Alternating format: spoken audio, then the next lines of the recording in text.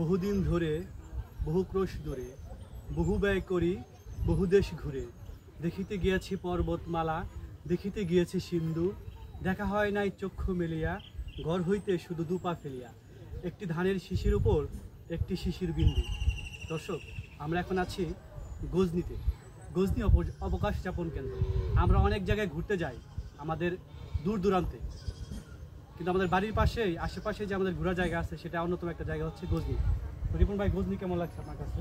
আলহামদুলিল্লাহ, গজনি এখানে প্রাকৃতিক পরিবেশ, হ্যাঁ, বিখ্যাত শাল গাছ আছে এই পিকনিক স্পটে। এখানে আমরা দেখতে পাচ্ছি আই লাভ গজনি লেখা, ওখানে একটা লাভ পয়েন্ট আছে, ঝুলন্ত ব্রিজ। তো আলহামদুলিল্লাহ সব কিছু মিলে আলহামদুলিল্লাহ খুব ভালো লাগতেছে। তো দর্শক, আমাদের আছে আমাদের সাথে আমাদের বেলায়েত ভাই। বেলায়েত ভাই, আপনার কাছে কেমন লাগছে? আলহামদুলিল্লাহ, খুবই মনোরম পরিবেশ, এখানে খুবই সুন্দর লাগতেছে এবং ভালো লাগতেছে। আর এর পাশে একটি দিঘির পানি খুবই স্বচ্ছ, এগুলো আরো মনোমুগ্ধকর। আচ্ছা, ঠিক আছে, ধন্যবাদ। শিপন ভাই, আপনার কাছে কেমন লাগছে ঘোরাফেরা করে বলেন তো একটু ভাই। আলহামদুলিল্লাহ, এখানে এসে আমার খুব ভালো লাগছে। সকলকে গজনি আসার জন্য অনুরোধ জানাচ্ছি। এখানে প্রাকৃতিক দৃশ্য খুবই মনোমুগ্ধকর। ধন্যবাদ সকলকে, আমাদের রিপন ভাই, শিপন ভাই এবং বেলায়েত ভাই এবং আমি সহ।